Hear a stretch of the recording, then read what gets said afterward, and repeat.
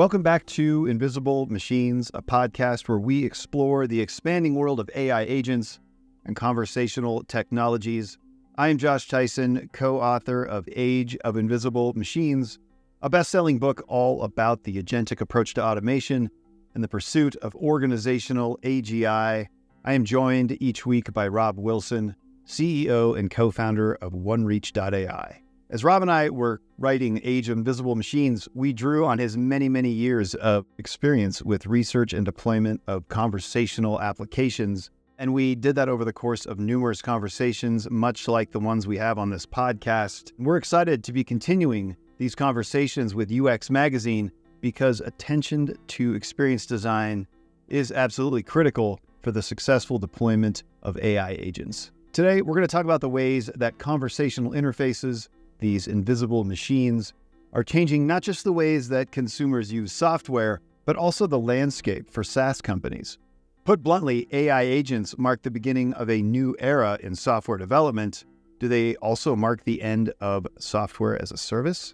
Our guest for this exploration is Janelle Teng, Vice President of Bessemer Venture Partners' San Francisco office, who recently noted on her Next Big Teng Substack, 2024 has not been kind to SaaS companies.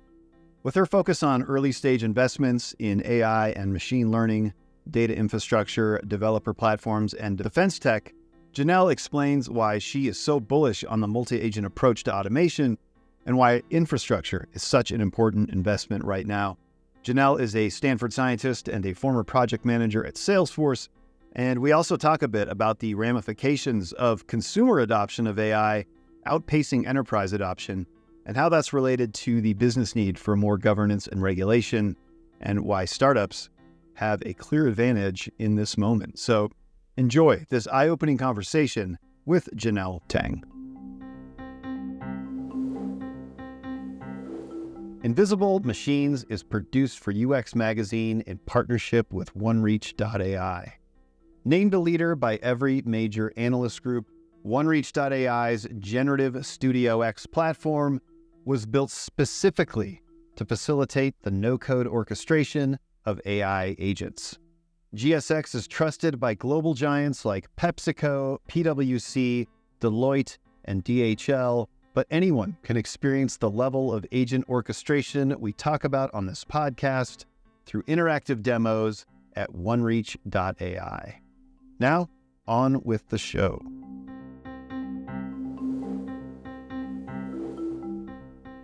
Janelle, well, thank you for joining us on the podcast. We're really happy to have you here. No, super excited. And again, it's such a timely topic, so glad that we get to dig into it today. Indeed. And Rob, a pleasure as always seeing you. Absolutely. You too. So, yeah, I mentioned that Rob and I were kind of having a pretty lively conversation about some of the many things we'd like to discuss with you just minutes ago.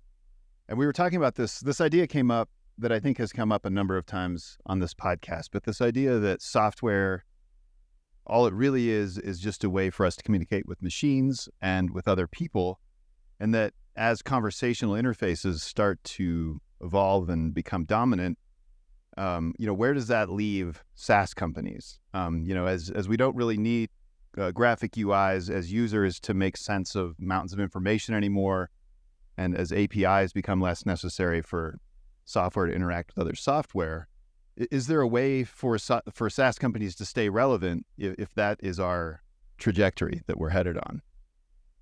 Yeah, I certainly think so. First of all, maybe just to add to something that Rob said earlier, I think the power of UI in this AI revolution is truly unparalleled and very different from previous AI waves. And I say that because ChatGPT really just released the power of AI directly to the masses, providing a very accessible kind of B2C UI, if you will, versus in previous AI revolutions. And AI companies tend at the point to prioritize enterprises, so giving enterprises access to their platforms or UIs or their innovations. But in this wave, the power is really coming from this B2C cycle that has then powered the B2B cycle. So certainly agree with what Rob said, or UI, you can't negate the power of UI when building a product or even thinking about the current AI wave. It's certainly very, very central to that. And yes, software at its core is a GUI, right? So it's a way to interact for humans, interact with robots. But I think there's a lot to do beyond just the table stakes UI. We recently wrote a piece, myself and my colleague Samir Dolokia, on kind of product strategy that can be employed to prevent churn. And UI is just table stakes, but there are other things that you can do to augment the experience. So for instance, you can think about integrations and partnerships to enhance that experience. You can think about your UI meeting users where they are. So is it a phone app? Is it a Slack bot? So really meeting your end-to-end users in their day-to-day workflows. You can also think about UI in the context of not just conversation, but helping to then create a work product from the conversation. So for instance, in Bessemer's portfolio, we have a company called Evena in the personal injury vertical that helps to create demand directly using AI. You can also think about leveraging proprietary data or techniques to create moats within your UI. And then, of course, certainly a very hot topic or hot issue is going multimodal, where your UI isn't just about searching text, but also through unstructured data like images and videos and things of that sort. So UI really is the core, but there are ways around kind of that table stakes piece that you can augment to your product more sticky. I always love to talk about what's not going to change because I think it's more interesting. It's easier to figure out what's going to change in my mind than to figure out what's not going to change. And sometimes you can figure out the way the world will remain the same and then build upon that. And it's kind of a better model for trying to, figure out what this future looks like. At the core, businesses get boiled down to transaction costs. And that when a business is able to reduce the transaction costs at scale, ultimately that's what defines it as a good business. And that just means we're lazy. That's right. It just means as users, we're like, we don't want to think about anything. We don't want to research anything. We just want the easiest and lowest effort path and the least resistance. And it's true when you think about McDonald's and fast food and you think of, why do they're not the best burgers. So then it really comes down to this idea, but the transaction is simpler, cleaner, more predictable, less cognitive load. And whenever we talk UX, we're always thinking cognitive load, right? So then we go to software, we think of the same idea, like, oh, it's familiar software. I've seen it before. I've used it. Other people use it. Like we kind of, again, like narrowing down into this software industry, it's still those core components. So that won't change, right? That will still be lazy in the future, and we'll still want like low transaction costs. But it is sort of interesting that the transaction might move from the business, in a sense, facilitating a low or efficient transaction, a low transaction cost, to like our own personal AIs actually facilitating and lowering the transaction cost, and therefore like it no longer being as much of a competitive advantage for a company to have low transaction costs because they're no longer running the transaction for a human. They're running it for an AI that doesn't care if it takes a little longer or doesn't care about extra cognitive load, which we sort of see with like API-based companies like a Twilio, for example, where it's if the API is simple enough to use, someone will switch from one to another. And just because you can sell one API, it doesn't mean you can sell 10 others, right? It's not bundled like a UX or a UI is. So I don't know, I'm going on here, but as far as like SaaS companies and transactional cost goes, it seems like them having LLMs talking to my agent AI, them having agents, I'm a big believer that the future is agents outnumbering people by thousands, if not millions to one, right? And then them talking to each other. And then I go, okay, now if that transaction cost is now something that we're trying to tailor for AI instead of a person, what does that look like in the SaaS world? What is a you know, a sort of low level transaction cost look like for software of the future, where the UX was a huge part of lowering that cost, the familiarity.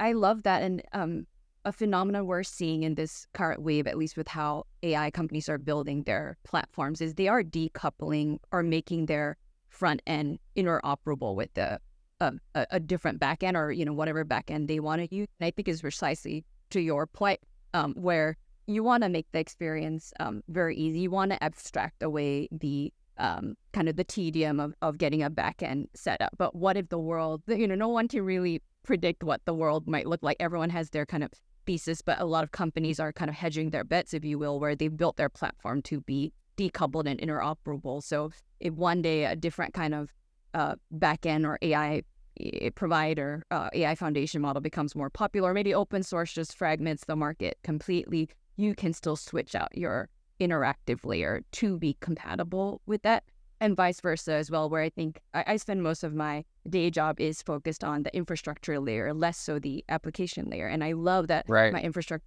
companies are thinking about how can I creatively iterate on business models or interaction parameters to make sure that my foundation model can be compatible with different UIs. It doesn't always need to be my homegrown kind of UI, which is how you've seen the API model really become very popular as a business model. Even within, again, for instance, with GPT and OpenAI, they have Chat GPT and they have their own front-end products, but they are providing an API for others to plug into their different UI and their different platforms.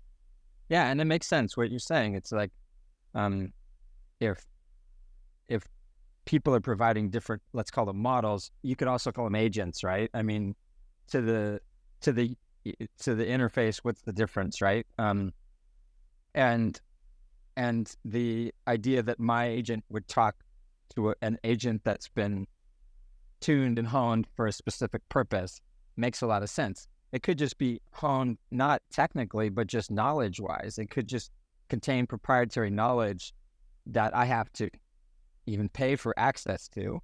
And whether it's trained, whether it's on the fly, using vector or graph approach, doesn't matter. Like, at the end of the day, to us, we just want the access to the knowledge. Doesn't matter how that happened. And so then you go, well, is that the new economy? Is like where hoarding knowledge, right, becomes like the way we make money, whereas like now we're sort of giving knowledge away for free in hopes to sell our products. Does this switch to like actually our products don't become meaningful anymore? So now our knowledge is proprietary, and that's what we try to sell again, almost like a flipping back to, wait a second, we've been giving this stuff away. We need to charge for this. I don't know. What do you're in the back end infrastructure world. What do you think of this idea? APIs talking to each other in natural language. I assume, like, I think most people are beyond. They used to argue with me saying that'll never happen. But I don't get that anymore. I don't know where you sit on that. Yeah, I think the world is certainly here where that is happening, and that's a very common approach. I will say within infrastructure companies, there is another kind of huge debate on how much knowledge you democratize or give away for free in the form very commonly of open source within the infrastructure world versus what you keep closed source. So that debate is certainly has become kind of almost a philosophical debate, if you will, and people get very religious about which side that they land on. But at its core, it is that debate. It's like, how much of knowledge do I want to keep as proprietary to drive my competitive advantage? Or do I think if I give out this part for free, it can incentivize future products that are built on my kind of platform, and so I can offer you managed services and things of that sort. So I think everyone's taking different approaches to it, but I will say within infrastructure, certainly having a business model involving the ability to provide an API access to models is quite popular, again, because you do want to be interoperable with different UIs. You don't want to necessarily some companies want to be opinionated, but I think a big group are thinking more long-term and trying to be flexible on that front. Right. What do you think about the idea that, even our old APIs, like not APIs to models, but just APIs to our old software being operated by AI agents. So in other words, not having to have some pre-created integration, right? But now we're just saying, hey, go talk to these APIs and send it. Let's use the Twilio example. Send a text message to this person. I don't care what API you use, AI agent, just go find the cheapest one and figure out how to talk to it. And of course, on the other side, you go, well, if APIs are now being sold to AI agents instead of humans, right? There's a new consumer on the horizon and they're AI and they're going to make buying decisions. And you start thinking about how do you sell to these AIs. One of them is going to be making it easy, again, for them to evaluate and connect, right? So if it requires a human to connect into an API, it's not going to use it. It seems like operating our old software is just the beginning of abstracting all of our software, and then it comes down to this idea: what does the tech company look like in 5 years? Then I don't know what your thoughts are, but you have to make 5-year decisions, right? You have to think. Yeah, or even longer term. Yeah, I sort of feel sorry for you. It's fun though, and sometimes you get it right, sometimes you get it wrong, but it's such a awesome job to be able to pontificate on what the future might look. True. And I feel very privileged every day to be able to do that. And I certainly agree with you where I think in the last year or so, we've seen AI being used both in consumer world and enterprise world more as an assistant, if you will. Like a human is still kind of, asking the AI questions and then making decisions. For AI to truly unlock its promise of productivity and, kind of unlocking labor gains is that when you do have agents where they're able to go one step further and not just be co-pilots, but they're actually demonstrating capabilities of advanced reasoning that then can actually do tasks. So you move from kind of just read functionality as an AI. Now you can do read, write, and get things done. And I think that frontier is extremely exciting. I kind of think about, I think it will pick up more, or AI agents will probably be, we'll see that first wave be highly adopted, maybe more in the consumer world. So think about if I want to book a vacation, it would be great if I didn't need to, either call a kind of human travel agent or even have to go do the research myself. But I can just tell an AI agent, these are my parameters. Please just make all the reservations and book me the cheapest flight and, on these dates. So I think in the consumer world, it will certainly take off. I think in the enterprise world, where while there is a lot of applicability and can certainly see a lot of return on investment in terms of, time savings, cost savings, I think we'll see that lag a little bit just because I think for, an enterprise and a big organization that has strict governance and compliance rules around, what type of, approvals for procurement and things like that, I don't think you'll see, at least not within the next year or so, in my opinion, fully autonomous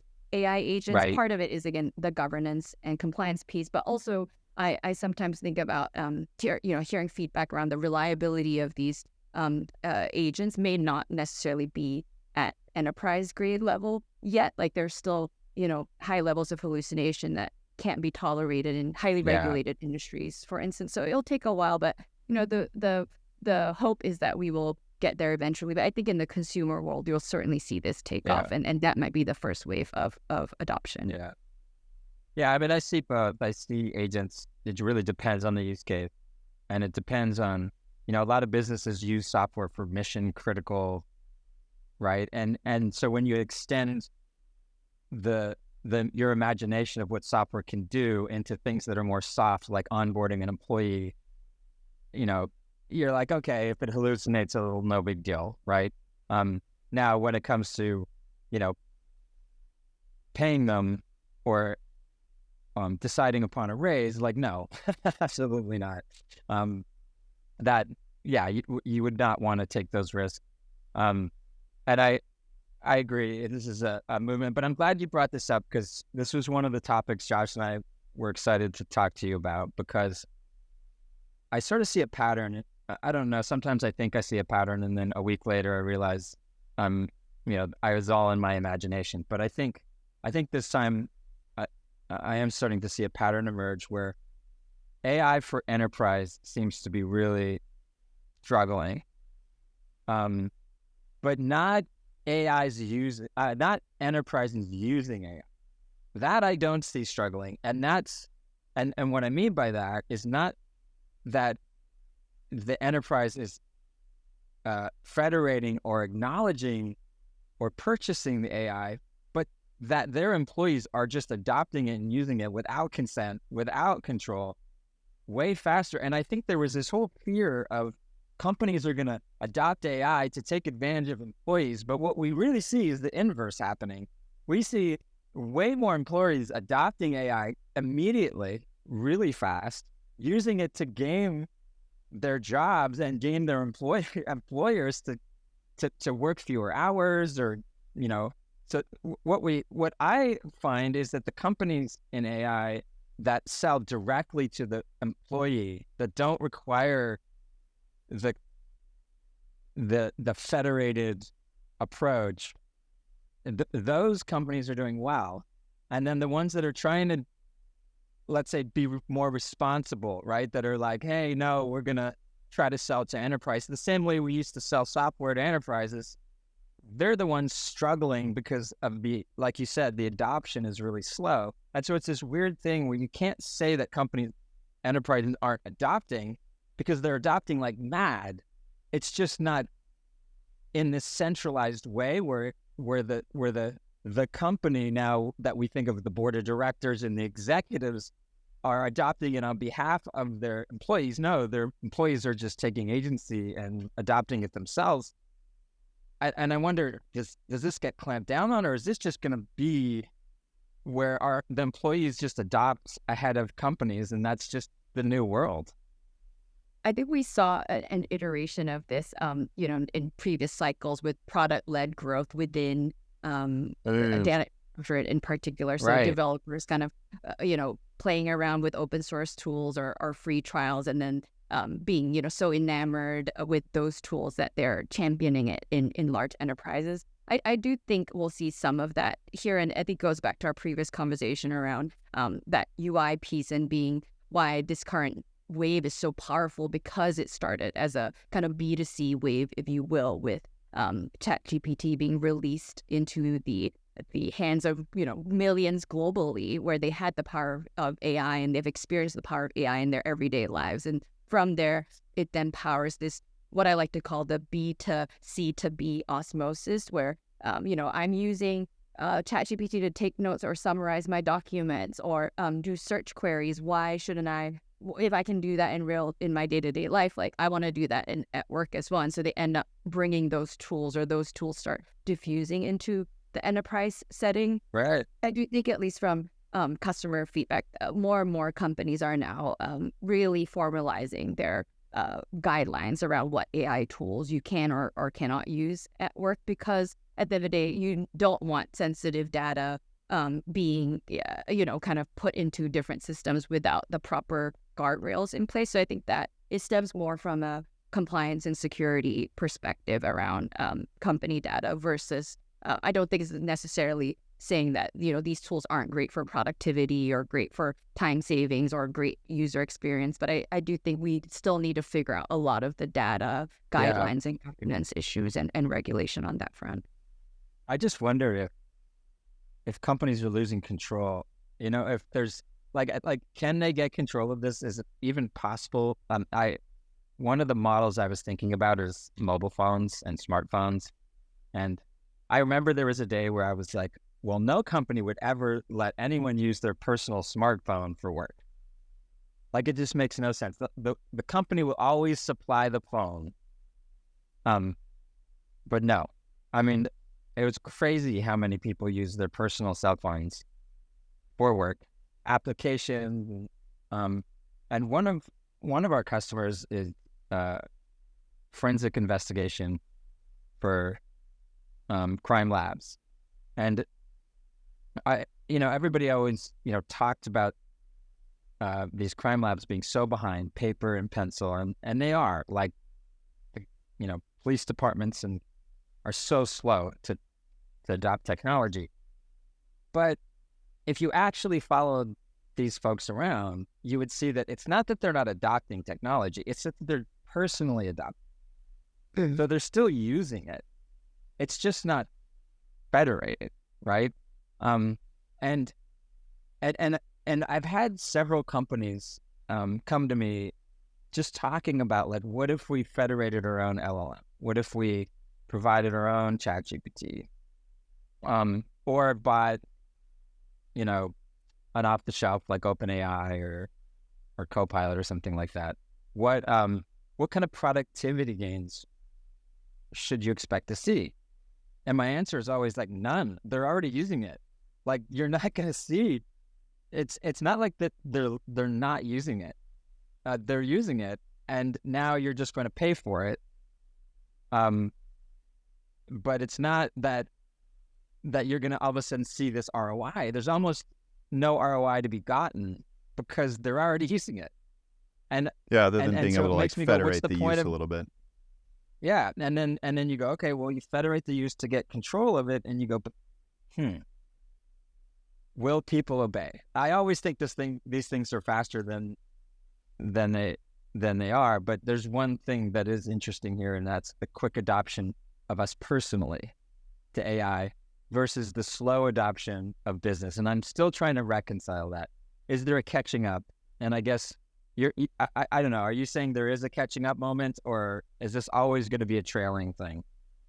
I think this is the first time in any kind of AI wave that we've seen this kind of reverse flip in adoption, if you will. Again, back to our conversation about in previous AI waves, a lot of the companies just prioritized giving access to corporations. So if you think about autonomous vehicles, for instance, being a part of a previous waves, truly consumers didn't really get their own personal driving device that they could just buy, go online and purchase. So that wasn't the way that distribution was done in previous AI waves. But certainly in this wave, I think consumers are leading the charge. And it's not just a one-way street either. It's not like, oh, I have access to ChatGPT and all I'm doing is being a kind of passive consumer of the product. We are seeing individuals also shaping the forefront of AI, whether it's through open source. There are different projects like Baby AGI that were actually just individuals tinkering around with all these tools, or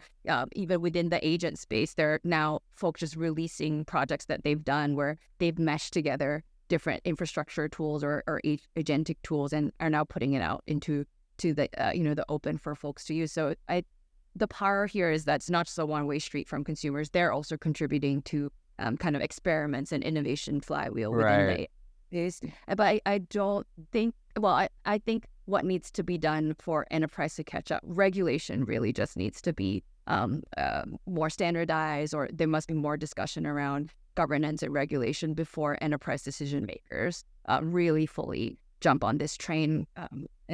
Before we'll see enterprise adoption truly take off and catch up. What if I pose the opposite? And I'm just playing. I haven't thought this through, so this is the half thought. But what if companies as an entity have more to lose by adopting AI than us? Like, yeah, we can lose our jobs, but companies can lose their business, right? Is there some sort of like just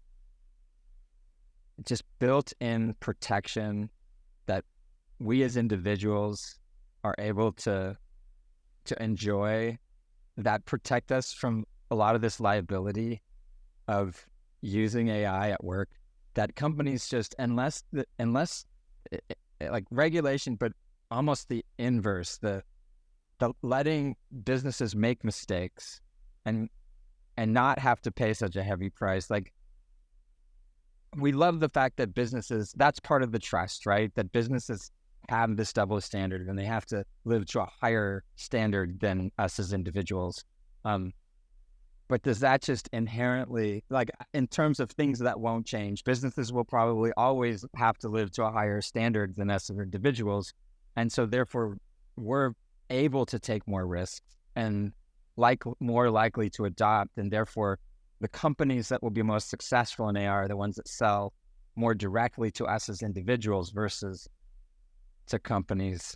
I don't know. It's a half thought, but but there's something seems inherent about the risk profile of adoption that seems like an unfair playing field, that a company that says we're going to adopt ChatGPT to write, our blog post has a much higher degree of liability and exposure than an individual writing their own blog post, or even an individual writing it using ChatGPT for their company.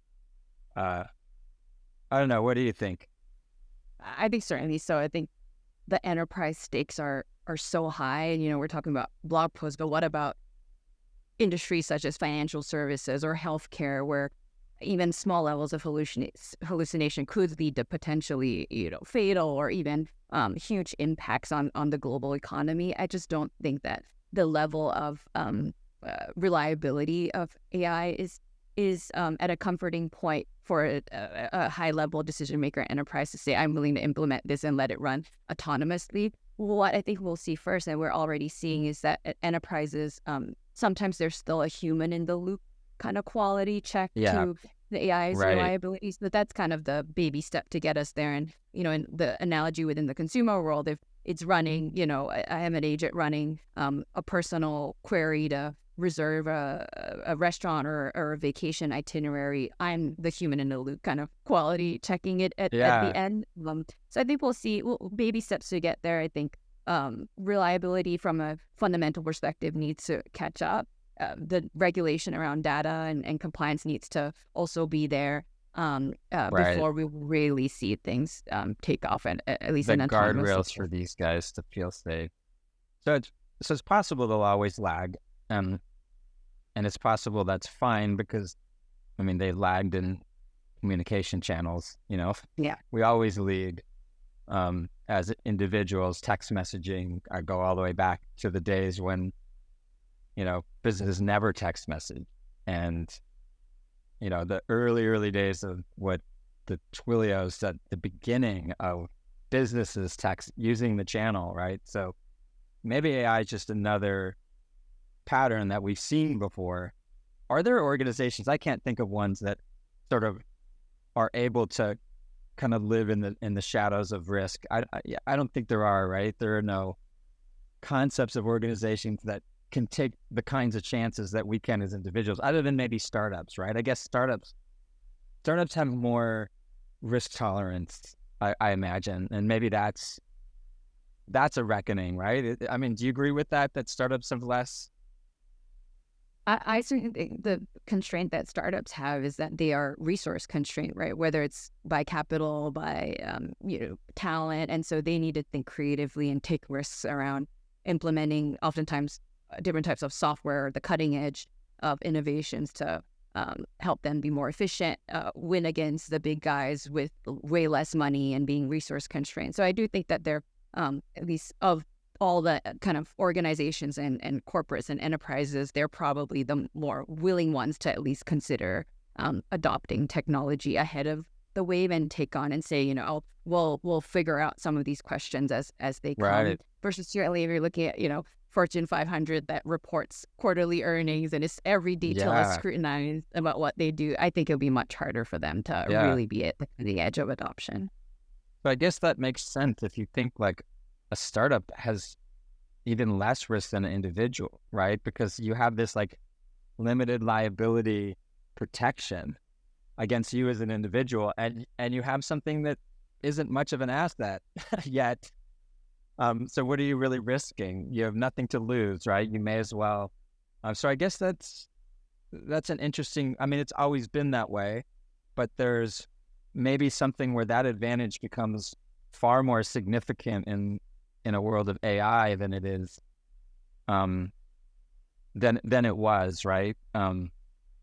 Because of that risk profile being so. I sort of think about software development, how it's changing, and it's going from engineering, like building a bridge and designing a bridge, where it's very deterministic and you can figure out what's going to happen, and it's very predictable, rigid, and strict, to drug development, where there's an efficacy rate, there's going to be some percentage of times it works and doesn't work, And you're going to have to create this balance of what efficacy is acceptable given the risk. If the side effects are fatal in a drug, then any any margin of error is not acceptable. But if it's minor symptoms, and drug companies have processes and facility to look at the risk profile, the FDA looks at it and then determines whether it's an acceptable risk or not, right? And I think maybe that's what you're saying with regulation, that you almost need that same profile as we have with drugs, where we always know there's going to be some error. There's no perfection anymore, or at least perception of perfection that we have with coding, where we can expect, almost a zero error rate, but we're going to have this acceptable percentage in this concept of putting it out there. I always say it's way faster to build an AI, but way slower to test. And a lot of times, a lot harder to figure out whether the advantage to building is outweighed by the testing. And I think a lot of that depends on like you said, the consequence of being wrong. And I think there's these models that we employ where we've taken from clinical trials to just test an agent and kind of say, okay, is it acceptable efficacy, right? Does it meet its objective within a percentage realm that's reasonable and could be released? We call it explore, exploit, this paradigm of how long do you keep exploring until you feel like it's effective enough, and then you go exploit it and put it out in the world. And this is just a whole different way of thinking about software. We think about testing, zero errors, fixing bugs, but this is more of it works 90% of the time. Even if it worked, let's say it's parking tickets, getting you out of a parking ticket. If it worked 25% of the time, it's doable. Go for it, right? It doesn't need to be 99. But if it's, like you said, something more health related, and it's the consequences are catastrophic, then it needs to be 99. I guess we do have a model for this. I wonder how long it will take us to realize it and borrow from that. And do you see some of that already happening with drug structures in terms of things we've already learned around this? Yeah, I'll generalize it a little bit more, where I think we will see at the enterprise level, at least, there are different kinds of types of use cases, if you will. So the major archetypes tend to be one archetype where if AI can get you to 80% of the answer, a human can come in and fine tune it to get to 100%, and that is got it. That's a great use of AI. And so examples here might be product design, for instance, for retail, where if I'm designing a headphone and I don't want it to overheat, I can use AI to help me get to 80%, and then I can iterate from there. But there is another set of use cases for particular industries, oftentimes highly regulated, or those involving human lives, where the use case is more the AI needs to get an answer within a very, very thin tolerance level, where I cannot, for instance, aerospace and defense, healthcare, financial services, it has to come within a very small tolerance. And the way you build an AI foundation model, at least, or infrastructure for that, I think is quite different from how an AI model can be built for another set of problems, the more generalizable one. So I think, at least at the infrastructure level, I certainly see folks building in different ways. So I think within, the healthcare and drug discovery example, you do see more verticalization, if you will, within the infrastructure space, where the teams there are really trying to start at least with solving very specific problems, or training on specific data sets, or saying, I want to limit the world that my foundation model kind of looks at or trains at to particular molecules or particular structures. And let's start from there and see if we can do transfer learning to expand it. But that's at least the format used in those more low tolerance for failure modes. And then at the more horizontal level, I think you do see more around, horizontal training of LLMs, and it is a bit more about the UI and the workflows to differentiate. But the way you train the model, I think, is quite different either way. I know the world's going to change too much for this to be real, but I almost imagine, drug reps for LLMs that go around just saying our efficacy rate on getting you out of your parking tickets or whatever it is that AI agent is designed to do. So it's not, I keep saying LLMs, but we're really talking about an agent being a full solution. LLM is one piece of a solution, right? So we're talking about full solution that gets you out of parking tickets, which includes the whole facilitating, submitting and mailing and all of the things that have to be done, right? And then you have some efficacy rate, like percentage, of times it gets you. And I'm going to pick the one that has the highest efficacy rate, of course. And are these drug reps going to run around getting experts to basically push their AI agent as the most effective? And of course, like that sounds good if everything was static, but then I go, well, yeah, but what if those models are chosen by your AI agent?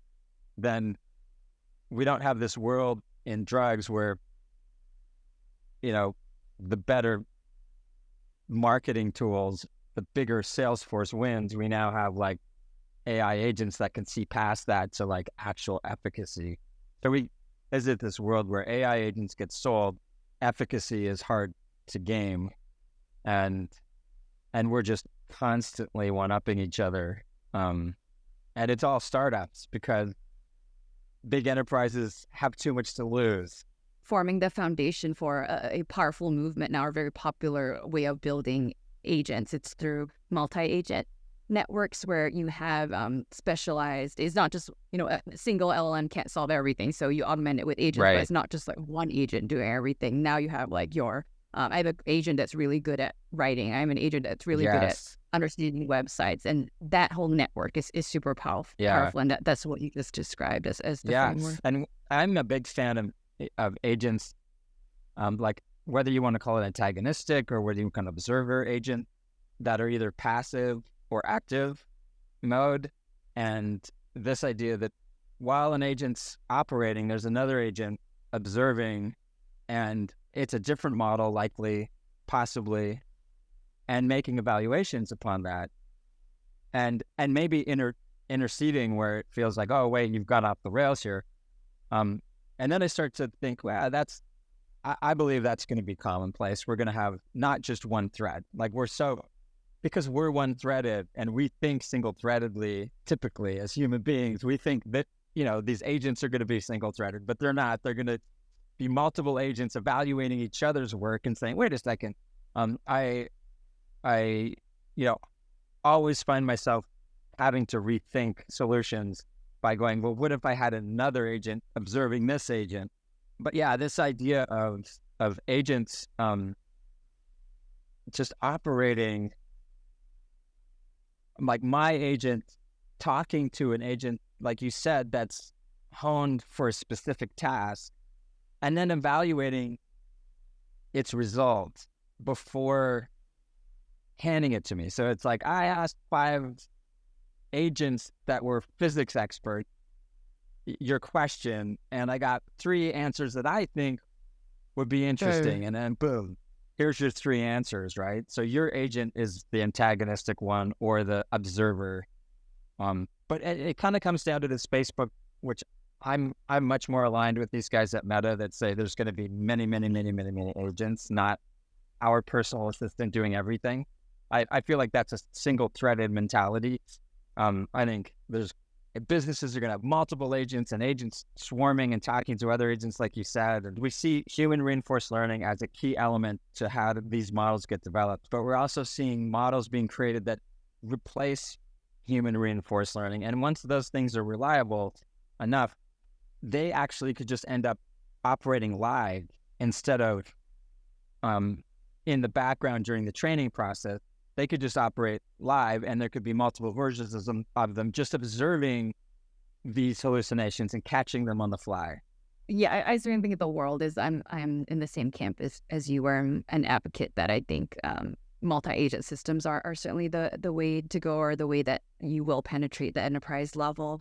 and it boils down to similar thread of reliability, and not just reliability of like, can you get the task done, but reliability of performing a task with high accuracy. And I think it's really hard to just train a huge generalizable LLM or agent on very specific things, and you do need to augment them just in, in the human world where you have subject matter experts and, you have people that specialize in different things. I do think that multi-agent is certainly the way to go, whether it's coding or writing or, understanding websites, or even at the infrastructure layer, like how you piece together pieces of infrastructure. I'm bullish on the multi-agent trend. Yeah, I was kind of processing this just through, like, we talk about agents operating our existing software, right? And we see this with just search. It's operating our search engines already. So it's going to operate our existing software. I don't think that's a question. But then it kind of comes to, okay, but search has been sort of designed for human consumption. I say that, not really true, because we have this like keyword component that we insert into our websites to make them more readable by Google and other search engines. So we're sort of already on that path to what does the website look like efficiently consumable from a transaction cost standpoint to LLMs. It looks a lot like Google keyword, but just sort of redefined. And yeah, what if these websites, and we start designing websites for LLMs, bound to happen, just makes sense, already happening. And then we just keep taking that further to say, well, what if that website is dynamic? What if it's more of an application with APIs? And it's just easy to see how this quickly turns into a multi-agent system where a website is no longer a website, but it's an agent. It's an AI agent that still has static information on it, but that static information is delivered by an AI agent, and that it's delivered to you based on what you're willing to share with it. I can kind of see how this goes fast, and then I feel like I live in two worlds. Enterprise just going so doggedly slow, and then people going so fast, and I can't tell what the truth is here. Are we going to go fast, or are we going to go slow, or is this,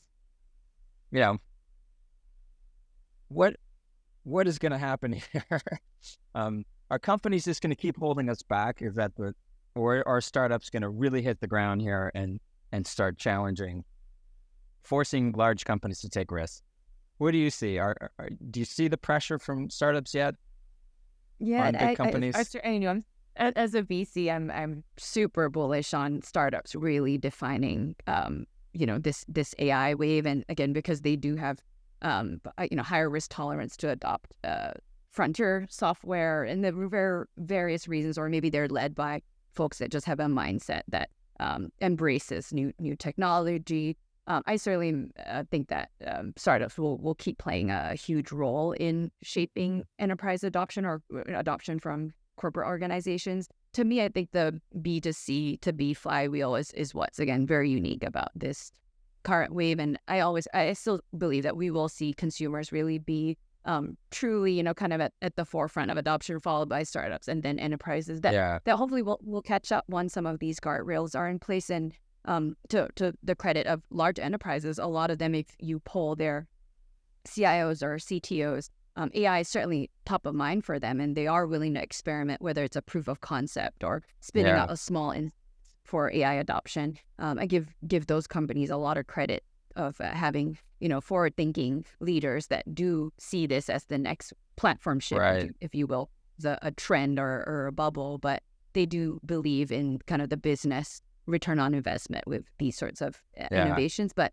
the proof is in the pudding, is when these technologies get adopted in production, not just small scale proof of concepts. I don't think we're there yet, but hopefully we are there in 18 months or so, once reliability and some of the regulation pieces fall into place. Once the multi-agent orchestration element is sort of a welcome one, in that it seems to be kind of separating strictly LLMs from the idea of AI, because it feels like a lot of investment and excitement, and understandably so, was focused on these particular tools that by a lot of estimates might have kind of already reached their peak efficacy, I guess. Like you start to wonder if the world needs hundreds of really, really all-knowing LLMs. Like if the goal should be to try and teach them to be able to interact with any customer on any topic, or if it's more about the multi-agent approach where it could be an assemblage of different LLMs that excel at different use cases. And then more importantly, you have like maybe a RAG system or some graph and vector database stuff helping to give the LLM context, because that's kind of what the missing piece is. And certainly for a large organization, that's sort of what they need to get centered on, right? It's not just having an LLM that is seemingly omniscient or something like that. Do you think that appetite is increasing for that? Yeah, I certainly see that, at least at the enterprise level, where again it's just better reliability in most cases with this sort of architecture. But you're kind of speaking my language now, Josh, where within data infrastructure or AI infrastructure, this is a hot debate where every day, truly, like there seems to be some sort of new technique or new training approach or new way to fine tune a model or RAG or mixture of experts. Now there's mixture of agents. So there are all sorts of different techniques being developed. And my team and I actually charted the number of AI infrastructure research papers on a time scale. See, is that we are in such an unprecedented time where the level of research that's being published every day is truly kind of exponential, if you will. And these are not just new ensemble methods, but also evolutions of RAG, like you mentioned, evolutions of kind of prompt engineering. And so there are all sorts of different techniques. What I kind of think about, to what Rob said, like the pace of innovation, it's just the ground is shifting underneath our feet. And it seems like every year there's some sort of new hot technique that everyone's talking about. And I think multi-agent, though, is certainly just an architectural approach that seems to me to have long-lasting power. Like, it doesn't matter if there's a new way to fine-tune an LLM or there's a new way to retrieve knowledge or a new sort of database tool. All of that can be applied within a multi-agent architecture. So that's why I think I'm personally quite bullish on just the approach or first-level principles of what that architecture kind of brings to the table. Yeah, one thing I really like about the multi-layer level architectures, like the hierarchical or the decentralized, like there's different swarm patterns, right, that you can see applied, almost like drones coordinating in the air. Is it centralized, decentralized? But one of the things I think people are missing on is the metacognitive components that you can now, and so I'd like to call it like the self-learning, where independent learning from agents, right? Where we're not talking about old software waiting to be upgraded by humans and released, but we're talking about software that's upgrading itself, that's learning. Like, think about, people think it's way in the future, but just think of a simple agent that operates in an A/B weighted pattern where a human creates the prompt for the agent, but then it iterates on that prompt and A/B tests with a weighted outcome. And then if that iteration that it created, writing its own prompt, is better, then it switches and then rewrites a second prompt. So it's self-iterating and improving itself, right? This is not a difficult program to write. This is a simple A/B weighted pattern. But what you have now is this self-tuning, self-learning agent. And if you include in that what you said, which is the coordination and orchestration of other agents, where it's like, oh, well, I can't do that. I'm going to get this other agent. Oh, now there's a better agent. Now it's still part of that self-learning mechanism. And now you got these agents that are autonomous in their improvement, which is crazy, because now how do you compare two together, knowing that every day, like you talk about looking at these papers, right? But you're like, what if now AI agents are improving it? Like, you can't even track that. It's just going to be this scatter plot, like this dot, right? Of just improvement that's happening at a rapid pace. And it's funny, I don't know if you have, I haven't seen anybody practically deploy this concept of self-learning agent But even if you said human in the loop, even if it used human to improve itself, even if it went to a human and said, hey, you know what, I'm having some trouble with these kinds of questions or with these kinds of outcomes. Can you, improve my skill? Like, let's say it needed a human. It could still facilitate its own product roadmap, because the one thing that UX has in conversation over graphical UIs is when you go to graphical UI and you expected a feature or you wanted a feature as a user, there's no way to communicate to the product team that you wanted it or needed it unless you go out of your way to give some feedback. With conversation, you said, hey, can you get me out of this parking ticket? No, I can't, but I'll make a note of that. And now you see an agent is creating its own roadmap based on user feedback, skipping the whole UX process of research, and it's just embedded in it, and then it facilitating its own learning. And I just mind-boggling at that point. I don't even know what you have anymore. Yeah, as a company, like, what is your product if it's just this thing that's just constantly learning by the second and getting better? It's not even static piece of software anymore. Yeah, the mind that's really reasoning. I think the big criticism about single LLMs, if you will, it's a little bit more predictive than a true reasoning engine. But yes, you layer on these agentic tools, self-learning, you kind of have unlocked AI that can do structured reasoning. And so I think that's certainly certainly exciting frontier, and kind of proves that, again, the pace of AI innovation is so just moving so quickly, where there are new capabilities that I think you ask us 5 years ago, we probably wouldn't have imagined that AI can do these things, or that you can create infrastructure to allow AI to be able to unlock these capabilities. Yeah.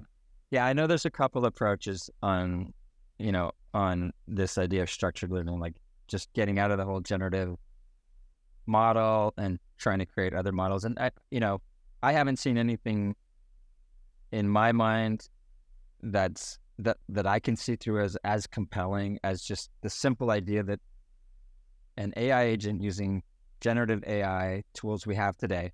So I kind of agree. Josh and I were talking about this, that we're close to peak capability in terms of talking, these things being able to speak. Yes, there's other things we can do, like reason. We're not peak there. Like evaluate video clips and reason. Like, no, but when it comes to just being able to communicate in natural language, we're kind of close to peak there. It does a good job. But reasoning, reasoning are just the ideas that are behind the words, and they just sort of come as a byproduct of the words, right? The ideas are embedded, and so what we're doing is we're extracting the ideas behind the words, and that's this like methodology of reasoning.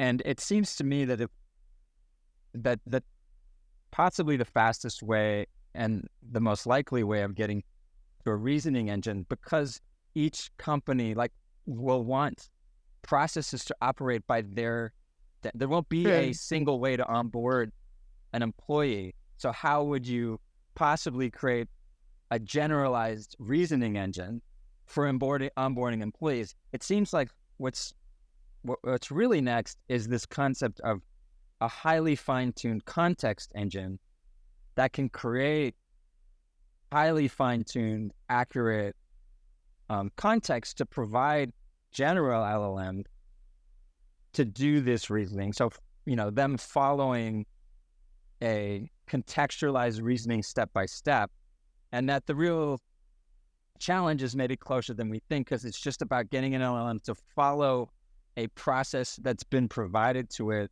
in a prompt accurately, which to me might just be able to be achieved. I've seen great success with just having this observer, just not having the LLM itself, but having an observer or multiple observers looking at how well it did at abstracting a process, and then just saying, no, you missed it, or, just having a multi-threaded approach. And so I'm optimistic that we're closer to reasoning than others think, because those ideas will probably be human generated anyway. We want our agents to follow our employee handbook. We don't want it to write our employee handbook on the fly. Now, that's a world in the future where we just trust the agent to come up with our own employee, rule and say, you know what, yeah, I'll go with whatever you recommend. But I think for a long time, we're going to want it to just follow the way we want it to behave, in which case we're going to have to provide it this reasoning logic. There couldn't be a general reasoning logic. I don't know what your thoughts are on general reasoning, if you agree with that or not. Yeah, no, I think that we're seeing sort of that evolution around reasoning come in many different forms. So from an infrastructure perspective, like you mentioned, certainly context window, but startups innovating on that specifically to help enterprise use case adoption and reasoning. Certainly a big place where a lot of startups are kind of targeting that market.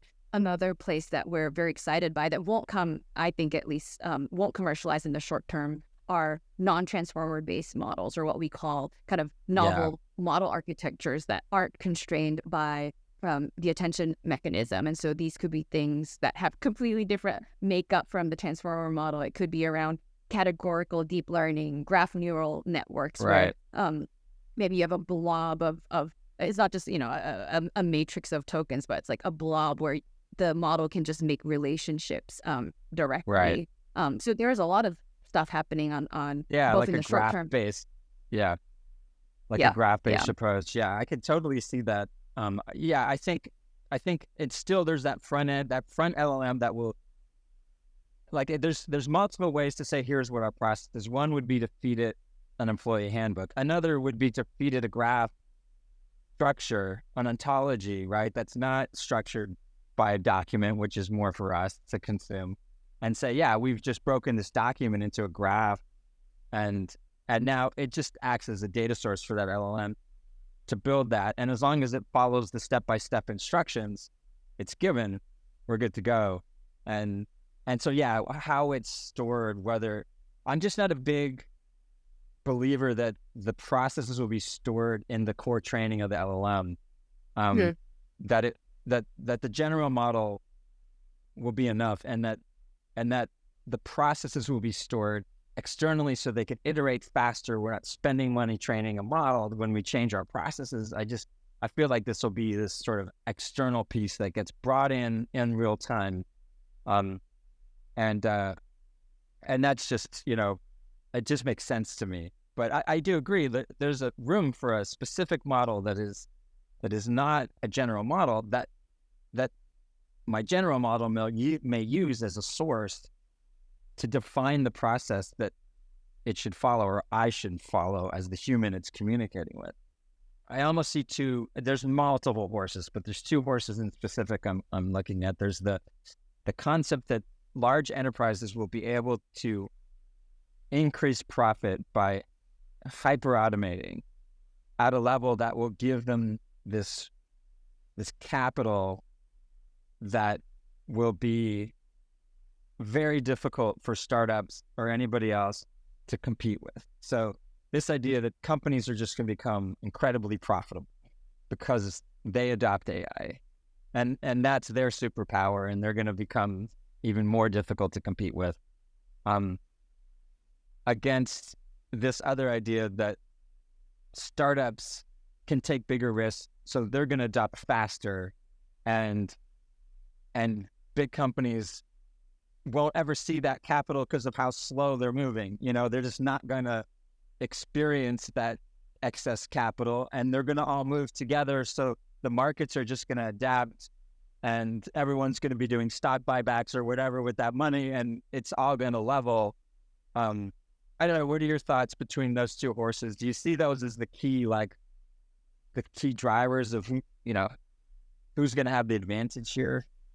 Yeah, I kind of think about it both short term and long term. So if I think more short term lens of, say, the next 5 years, why I'm so bullish on data infrastructure and AI infrastructure is because I believe that startups really will dominate that area. We're in the midst of a platform change, and this involves new technology, research coming out of institutions, talent pools of folks that want to move quickly and don't want to deal with the bureaucracy of having to build something at large organizations with a lot of complex rules and loophole, kind of things to you have to do to get something pushed into product. And so within the AI infrastructure space, I'm really bullish in the next 5 years that there'll be category defining startups, whether it's in databases or techniques or foundation model, that will be leading the charge here, because it's just a fundamental change in technology where a lot of the large companies don't have the talent or just don't have the motivation from an innovator's dilemma to kind of think about that. But long term, I think once the infrastructure layer has been solidified, where do the gains of AI then land? And in that, because the very, very long term, I do think all companies can certainly benefit, whether it's, productivity, uplift, the ability to spend less on software because your AI can do, automate different tasks. So I do think we'll see margin uplift across all sorts of organizations. That, in my mind, comes at the application layer and maybe is a little bit, we're seeing some of it now, but really the gains there, I don't think we'll see until the infrastructure layer is solidified. So certainly love where I'm investing now and very bullish on the startups that I'm working with. And maybe in 5 years, the kind of thesis or the taste of where investment is going might shift at that point. But certainly today, I think you're seeing a lot of investment flow into that infrastructure, compute, and foundation model layer. We were talking about consumers earlier. It was almost a year ago today, actually. We were talking with Charlene Lee, who's an author and a speaker, and she was already training her own LLM on her vast library of articles and books and speaking engagements that she'd had recorded.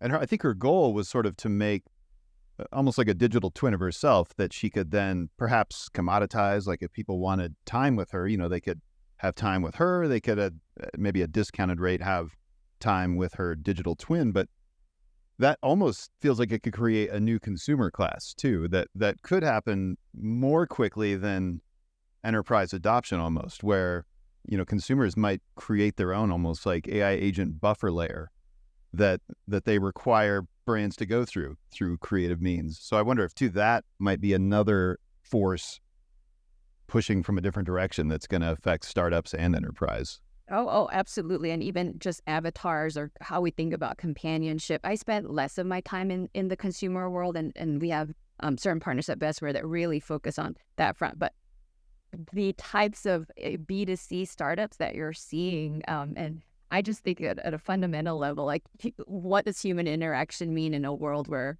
kind of Rob had mentioned before, like you're actually interacting with an agent or you're now interacting with someone's digital twin. All of our conceptions of kind of what the world is, I think, will change at a social level as well as at the level of work. But AI is certainly going to impact, in my mind, both how we live, work, and play. So it's all encompassing, which is, again, very different from previous AI waves, where I think it definitely affected more the work piece, and some of that technology trickled down into our day-to-day lives. But this one is like real ground zero is happening, in the consumer world, and I think that's very exciting, but also we'll change. We should do this again in 5 years and then 10 years and revisit what we talked about and see if some of those predictions are come true. But it's scary, but also very exciting. One thing I'm kind of drawing from what you said, it just kind of hit me, I guess, took me a while, but infrastructure, it seems like because, I mean, I won't get into the long conversation of the front end, back end paradigm doesn't exist anymore in this future world. That front end is only this bolt-on phase we're in, where people with current UIs are adding AI, bolting it onto their current products, which that's just going to be a passing phase, and there will be no UIs anymore to bolt into. So then what is infrastructure anymore in that future world? But if that's the case, it makes sense. As you're putting it in today's terms, infrastructure will stay relevant. There will always, whether these AI agents are infrastructure or front ends, they're really both. And so if you're going to place a bet somewhere, it makes a lot more sense to place it on the infrastructure side than it does on these point solution bolt-on AI features that people are plugging into their current software products, which is really just a fade, that eventually we're going to just remove those old UIs entirely in favor of this new one. So I can kind of see now why you're looking in this direction. It makes more sense to me that looking at infrastructure, that's something that probably won't change. We'll need infrastructure. UIs will change. That's riskier. So I like that. That makes sense. But you certainly should. I think I'm very biased one way, but would love to if you get a more application heavy investor to come and fight the other battle and talk about I'd love that fight. Adoption. I don't find that most people see the world as like this point solution that both like AI is going through this. We're adding AI to our old products. It's that I don't think they're seeing it as like we're taking our gas powered cars and trying to put electric motors in them. And it's just antiquated and weird. Because fundamentally gas powered cars are a hack. When you think of what's going on with, explosions and transmissions, and you're like, oh my God, it's amazing we got this reliable. So I don't think a lot of people understand that as these traditional software products add these features of AI, that's just a phase, that it's going to be the other way around. We're going to have conversation with components of UX in it. We're going to have graphs and charts augmenting a conversation the other way around, right? So I like where you're going. It makes sense. This is a great conversation, right? It did not disappoint me at all. I was really glad to have had it. No, this was so fun. What a fun. And, I really stand by it. It's like maybe in 5 years or 10 years, we should definitely do this again and kind of revisit what we talked about. Or we'll just have our AI agents do it for us. Oh, that's true. Right. Check the transcripts. Will do it. Yeah. Yes. No, we'd love to have you back, Janelle, and we really appreciate you taking the time today to join us for this conversation. Thank you. Thank you for having me on. All right. Well, thanks for hanging out with us again here on Invisible Machines. Don't forget to like and subscribe wherever you get your podcasts. Always remember that you can watch this podcast too on our Invisible Machines YouTube channel. Head over to uxmag.com. We have a podcast page there where you can explore our back catalog and you can look at episodes centered around popular topics. Many, many thanks to our incredible production team here in the US and in Ukraine: Elias Parker, Michael Litvinov, Allison Harshberger, Alla Slesarenko, Vera Pokodkov, and Darina Moskovchuk. Till next week, Owagi.